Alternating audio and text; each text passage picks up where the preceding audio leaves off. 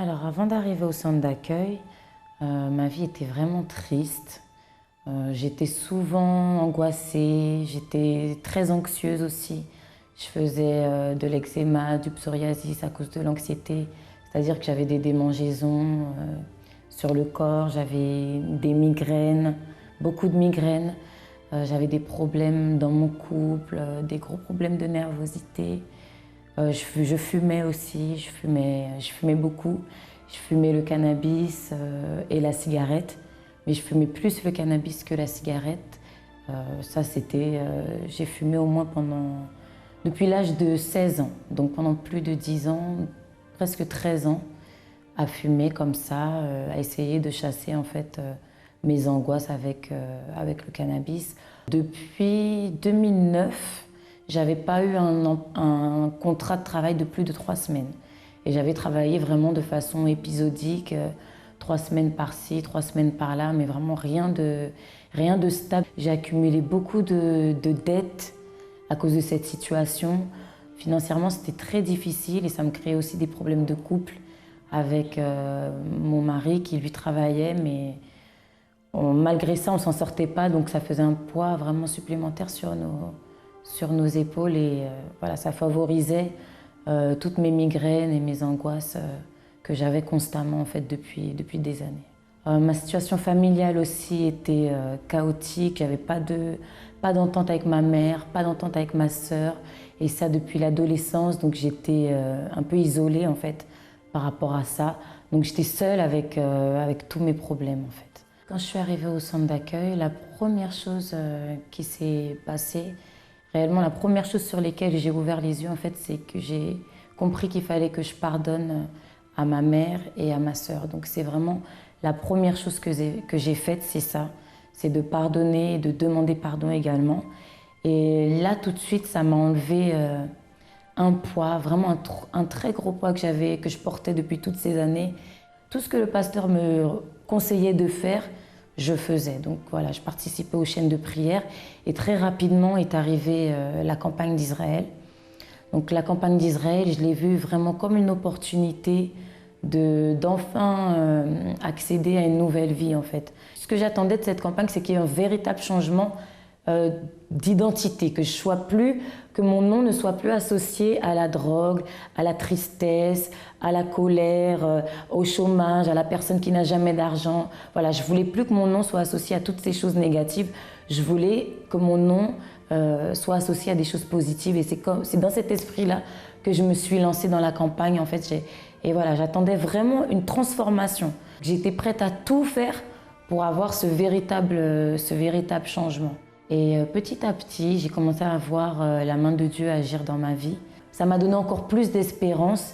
Et donc, à la suite de ça, voilà, donc la première chose, ça a été la délivrance par rapport au cannabis et à la cigarette. Et ensuite, petit à petit, j'ai commencé à trouver la paix à l'intérieur de moi, commencer à être plus sereine, commencer à être plus libre, en fait, ne plus avoir cette angoisse qui me pesait systématiquement. Voilà, la relation avec ma famille a commencé aussi à se débloquer. Les relations avec ma mère et ma sœur ont changé puisque du fait que j'avais pardonné, que j'avais demandé pardon, pour moi, c'était devenu fluide. J'avais plus ces appréhensions, ces peurs par rapport à ça. Donc aujourd'hui, tout va bien dans le contexte familial. Donc ça, c'est une victoire aussi que j'ai eue. Également, ma vie professionnelle a changé. Dieu a commencé à ouvrir les portes pour moi, à me donner la vision pour mettre en place des projets. J'ai trouvé un travail, donc j'ai commencé à travailler. Dieu a permis que j'ai un travail qui me permette de m'investir toujours dans ma vie spirituelle, dans mon projet et en même temps de rétablir ma vie financière. Aujourd'hui, je ne saurais même pas comment dire à quel point je suis heureuse. J'ai la paix, Dieu m'a donné son esprit. Donc je me sens forte, je me sens vainqueur dans toute chose que j'entreprends. Et voilà, je sais qu'il est avec moi. C'est ce qui me rend heureuse aujourd'hui. Souvent, quand on parle du côté spirituel, la plupart des gens se braquent. Quand on parle du côté spirituel, les gens disent « ça n'existe pas ». Mais une chose qu'on doit comprendre, ce n'est pas parce qu'on ne croit pas ou on se dit que ça n'existe pas que ça enlève l'existence de cette chose. Et le côté spirituel aussi joue un grand rôle dans notre vie. Et vous savez que le centre d'accueil vient pour vous montrer qu'il existe une solution à tous les problèmes, même si dans le physique, on ne les trouve pas. Et c'est pour ça que les opportunités sont là et on doit les saisir. Une opportunité saisie, c'est ce qui nous fait découvrir que les solutions vraiment existent à tous nos problèmes. Et le centre d'accueil, il est là pour vous montrer cela, pour que vous saisissiez toutes les opportunités qui viennent à vous. Bienvenue dans votre émission France en direct. Nous sommes venus vous apporter une parole de vie et on va regarder le témoignage de Rosita qui a vécu un problème spirituel et qui a vaincu aussi cette situation.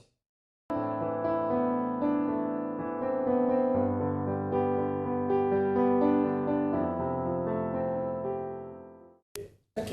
Alors, comment était votre vie avant d'arriver au centre d'accueil? Avant d'arriver au centre d'accueil, j'étais quelqu'un de dépressif parce que je sortais d'une séparation, d'un divorce. Donc, c'était mon fils, je précise que c'était mon fils de 13 ans qui s'occupait de moi. Parce que de par ce divorce-là, j'étais dépressive, j'étais devenue hyper tendue, je prenais beaucoup d'hypertenseurs, je prenais des hypertenseurs, des anxiolytiques, voilà. Et j'avais pas envie de sortir, donc je restais dans mon lit. Donc c'est mon fils qui m'amenait à manger, tout le temps je dormais, même pour aller travailler. J'étais tout le temps en arrêt de maladie aussi, tout le temps en arrêt de maladie. Et je voulais voir personne. J'avais de la haine, beaucoup de haine par rapport à mon ex-mari. J'étais triste. Je sortais pas. Voilà, je sortais pas. J'ai pensé au suicide. Parce qu'après, on ne voit pas d'issue. On se dit comment on va faire avec 2 enfants, seuls, tout le temps malades, tristes. On n'a pas envie d'aller travailler, on n'a pas envie de se réveiller, on n'a rien envie de faire. Ben, le mieux, c'est de se suicider. Et puis après, le problème est réglé. Parce que c'est quelqu'un que j'aimais, je tenais à mon mari, et il est parti à cause d'une autre. Donc là, j'ai eu du mal à accepter. J'ai eu du mal parce que c'était vraiment une trahison. J'ai eu du mal à accepter cette trahison. À cause de ces arrêts, j'avais des problèmes dans ma vie professionnelle. Puis j'habitais loin par rapport aux enfants. Donc, comme je ne me sentais pas bien dans la vie professionnelle avec mes collègues, ça n'allait pas trop. Je n'avais pas envie d'aller travailler. Par rapport à la distance, oui. Par rapport à la distance, parce que maintenant que je me retrouvais seule avec les enfants, j'avais toutes les charges, pour moi, tout reposait sur moi, donc il fallait quand même que je sois un peu plus disponible. Et quand j'allais à Paris, on part tôt le matin, on habite Corbeil-Essonnes, on part tôt, on rentre tard, et il y avait les 2 enfants à s'en occuper, il fallait que je change de travail. Donc le moment le plus difficile, c'est quand je me retrouvais seule avec les enfants. Je ne sais pas, être malade, seul avec les enfants, le petit qui dépend d'un petit de 13 ans. Ça, c'est, personne ne désire ça, personne ne veut ça. Et le petit, il a été courageux. Et je peux me dire, c'est grâce à lui que je suis venue au centre d'accueil, parce que je recevais des semeurs, mais je mettais à la maison. Et lui, il m'a motivée. Au début, c'est lui qui m'a emmenée, il venait avec moi, oui.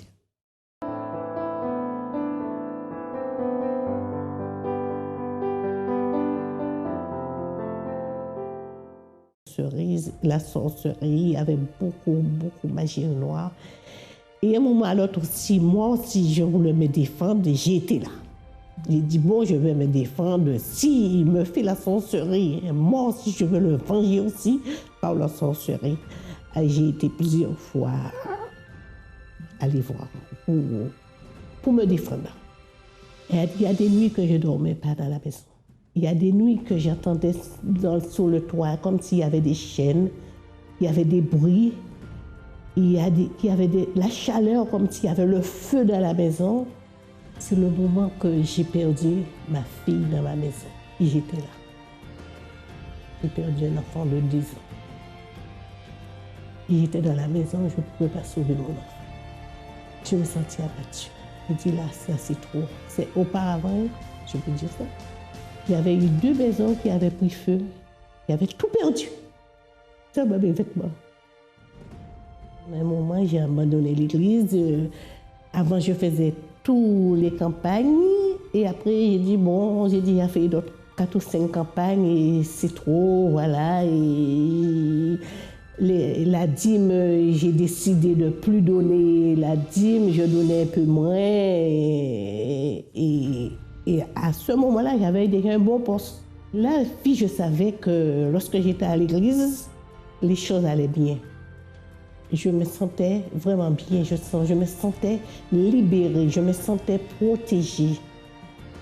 Alors j'ai dit, bon, et là seulement je me sens bien, je retourne. Enfin, je venais de temps en temps, chaque premier du mois, ou je m'arrangeais pour même 2 fois par mois. Et voilà, j'ai commencé à retrouver. C'est moi, je disais, lorsque j'ai déposé, je faisais campagne d'Israël, j'étais libérée, je me sentais bien. Et le sacrifice, ça présente beaucoup de choses, beaucoup de choses. Là, sans sacrifice, je ne peux pas arriver. Dès qu'il y a un sacrifice, je suis pas en transe. Je vois plus que je sacrifie, et puis les choses avancent. Dieu m'a relevé, je suis honnête. Je ne trouve pas le mot pour dire comment, à l'intérieur de moi, comment je me sens. L'intérieur a changé. L'intérieur, lorsque quelqu'un me filme et me dit quelque chose, je me prends. Où je travaille, vous savez que je viens d'arriver, il y a toujours des titres hauts. Mais je sens tellement bien, je dis je vous aime, je vous envoie l'amour. Avec mes collègues, même ils me veulent faire quelque chose. Il se sent bien avec moi. Lorsqu'il me dit quelque chose de méchant, je dis voilà, tu sais, je t'aime, je vous aime. Je ne trouve pas les mots méchants. Même je vais faire quelque chose de méchant, je dis bon, je veux me... Mais à la fin, je dis non, je ne peux pas. Je ne peux pas faire ça. Comme vous avez pu l'entendre, que Madame Rosita, suite à un divorce, elle a commencé à être dépressive. Elle est rentrée dans une grande dépression. Et vous savez que quand on est dépressif, ça neutralise notre foi. Ça neutralise notre motivation.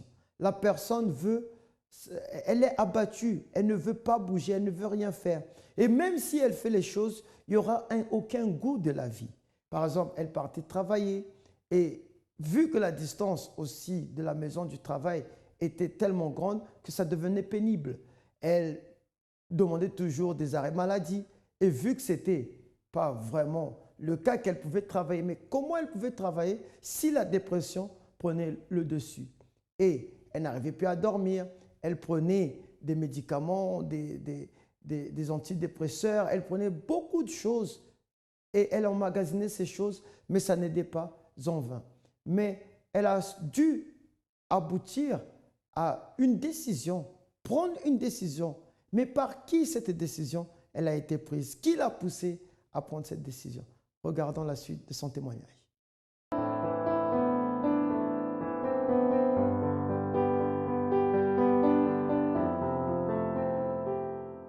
Alors, arrivé au centre d'accueil, j'ai été évangélisée. Et puis, bon, je recevais des semeurs que je déposais, comme j'ai dit en première partie, je déposais à la maison et tout. Et mon fils m'a incité, donc, arrivé au centre d'accueil avec mon fils, mes 2 enfants, j'ai entendu parler des bénédictions que Dieu peut faire dans notre vie si on agissait notre foi. Si on faisait, il y avait des propos de prière, il y avait des jours où il y avait des propos pour tel domaine, domaine de la santé, par exemple mardi, après d'autres domaines financiers et tout. Donc j'ai suivi ces propos, j'ai remis carrément ma vie entre les mains de Dieu. Il y avait des propos de prière. J'ai entendu aussi parler du sacrifice.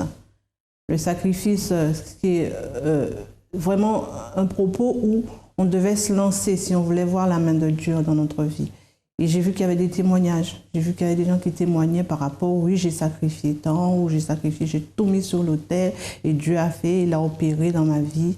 Alors je me suis dit, voilà, je vais me lancer aussi. Donc je me lançais corps et âme dans les sacrifices. J'ai fait plusieurs sacrifices, plusieurs propos, campagne d'Israël, pour sacrifier pour ma vie. Dans ma santé, d'abord, parce qu'il fallait que je me remette debout aussi dans la santé par rapport à ma famille. Après, dans ma vie professionnelle, dans ma vie financière aussi. Donc j'ai sacrifié, il faut sacrifier financièrement. Mais avant de sacrifier financièrement, Il y avait des jeûnes de prière aussi à faire, des jeûnes de prière. Et le soir, je me levais, il y avait des propos, on devait se lever à 3 heures du matin, prier, persévérer pour la vie professionnelle, aussi pour ma santé. Pour ma santé et pour ma vie spirituelle surtout, parce que j'étais quelqu'un de triste et angoissé, je voulais que Dieu me transforme aussi. Donc ça, le soir, quand je me levais le matin à 3 heures du matin, c'était plutôt par rapport à ça. Voilà. Donc il y avait le jeûne, prière, se lever le soir, prier et sacrifice matériel, financier.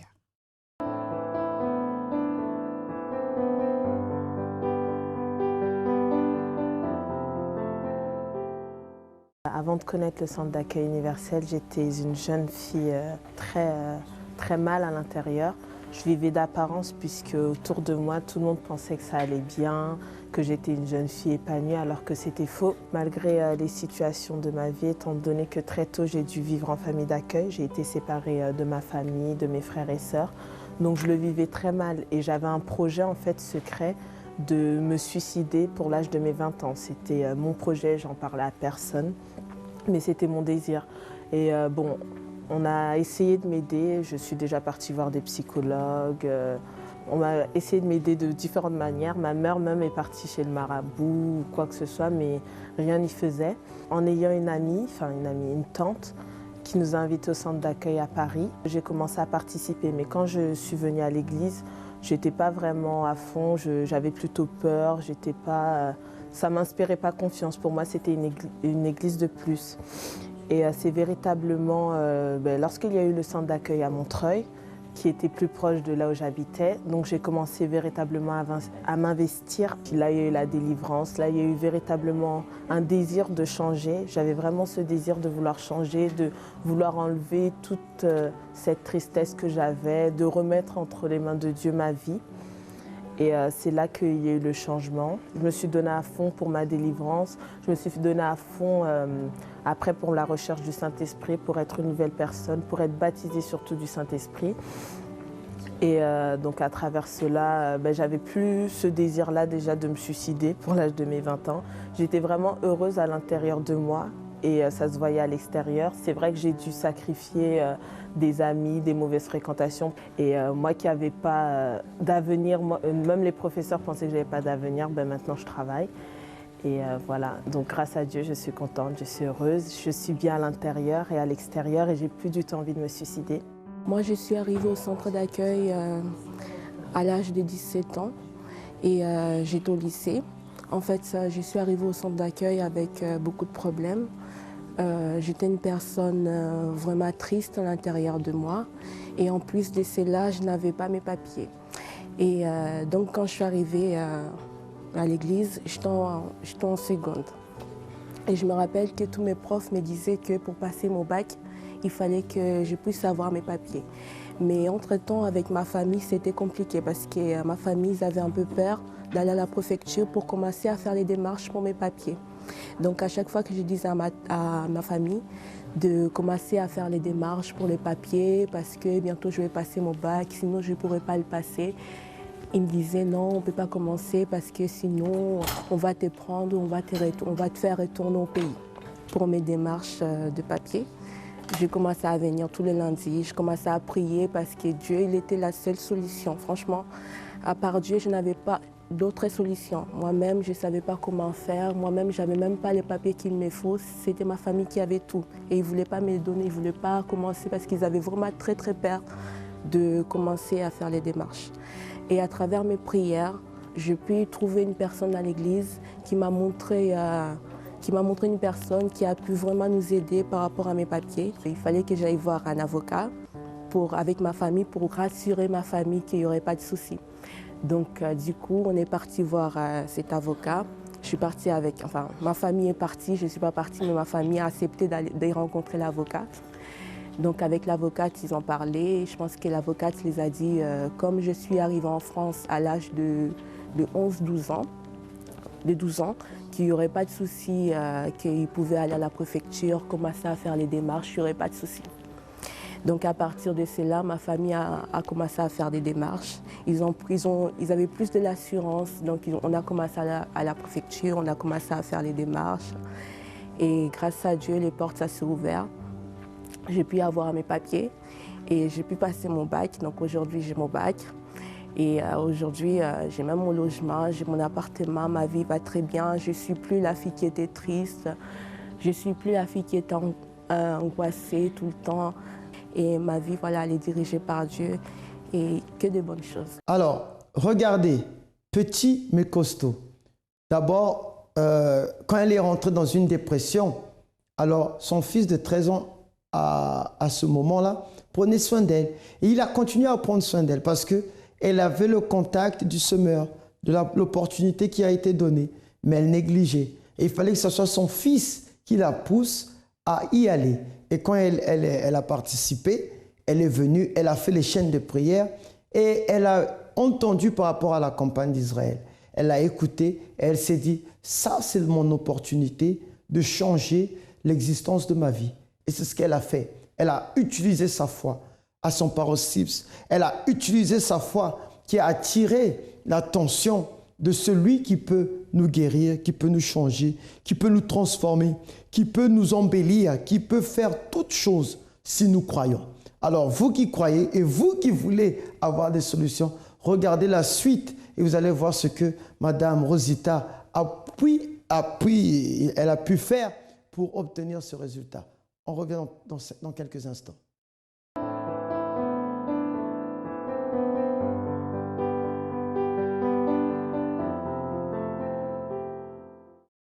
Maintenant, je suis complètement transformée. Parce que c'est vrai qu'avant, j'avais de la haine par rapport à mon ex. Dieu m'a appris à travers le Saint-Esprit à pardonner. Donc, je ne suis plus triste, plus angoissée. Je n'ai pas pardonné à mon ex. Donc, maintenant, je vis plus paisiblement. Dans ma santé, voilà, maintenant, ça va. Je suis plus malade. J'ai de la force. Dieu m'a fortifiée. Je ne prends plus d'antidépresseurs. Voilà. Dans ma vie professionnelle, justement, et dans ma vie financière, je suis bénie. Parce que c'est vrai que je voulais une promotion je voulais déjà me rapprocher de mon domicile, mais arrivé là-bas, j'ai eu encore des luttes. J'ai eu encore des persécutions. Mais Dieu, il est grand. Et je passais aussi encore par que je devais faire mes preuves. Dieu m'a donné la capacité de faire tout ce qu'on me demandait et il m'a élevée. Il m'a élevée à travers sa grandeur, l'amour, voilà, la grandeur de l'amour qu'il a pour ses enfants qui sont, quand on est fidèle. Donc il m'a élevée. Maintenant, je ne suis plus secrétaire adjointe, je suis c'est la secrétaire de direction de l'établissement. Et aussi dans ma vie financière, je passais par une lutte que mon ex-époux devait me donner une pension et qu'il ne donnait pas. Et de par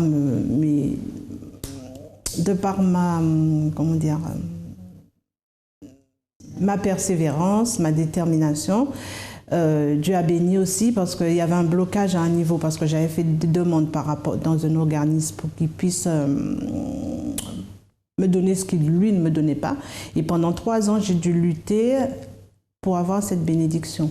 Donc pendant le propos du sans peur, parce qu'il y avait un propos sans peur, donc j'ai tout donné, j'ai sacrifié, j'ai tout donné par rapport à ce propos-là. Et Dieu a béni. Le centre d'accueil, je vais dire que c'est, avant d'être une maison de prière, c'est une maison qui nous enseigne à agir notre foi, à chercher surtout, avant d'agir la foi, de chercher à avoir une communion sincère avec Dieu.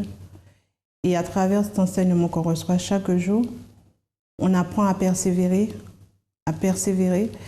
Et même quand on passe par des luttes, des moments très, très, très difficiles, apprendre à tenir afin d'aller jusqu'au bout. L'issue, c'est vrai qu'on demande financièrement, on demande professionnellement, on demande à Dieu matériellement, mais là-bas, avant tout, on nous apprend à chercher à avoir une vraie communion sincère avec Dieu.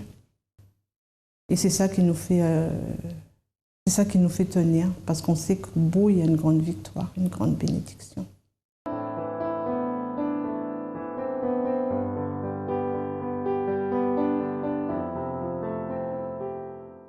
Aujourd'hui, ces bénédictions ne coûtent rien. Ce n'est pas que la personne doit payer quelque chose, mais chaque action mérite une réaction. Et chaque action que vous faites, il y aura une réaction. Action de ma part, réaction de la part de Dieu. Une action positive, une réaction positive. Une action négative, une réaction négative. Ça, c'est la loi. Alors, vous qui voulez vous en sortir, le 254 rue du Faubourg Saint-Martin, Paris 10e, c'est là où se trouve notre siège. Et vous pouvez emprunter la ligne 2, 5 et 7 et descendre à Stalingrad, ou bien emprunter la ligne 7 et 7 bis et descendre à Lublin, 5 minutes de marche, vous allez y accéder au centre d'accueil. Et si vous voulez savoir un peu plus par rapport au centre d'accueil, alors ou bien les centres d'accueil qui se trouvent proches de chez vous, peut-être vous vous trouvez hors de l'Île-de-France ou en Île-de-France, ou bien un peu éloigné de certains endroits où nous avons nos centres d'accueil, alors vous pouvez appeler le 01 53 35 85 12. Je répète encore le 01 53 35 85 12 et vous pouvez avoir une personne au bout du fil qui pourra vous renseigner par rapport au centre d'accueil le plus proche de chez vous. Et si vous voulez en savoir plus par rapport à nos événements, aux propos que nous faisons et même aux messages, vous pouvez aller sur le site www.centredaccueil.net et vous allez voir que tout est là. Vous pouvez avoir des informations si vous ne voulez pas vous voulez rester dans l'anonymat ou bien même envoyer une requête en votre faveur. Nous serons très heureux de la recevoir et pour prier en votre faveur. Quant à moi, je vous souhaite un bon week-end et à vous voir demain, samedi, toujours à la même heure.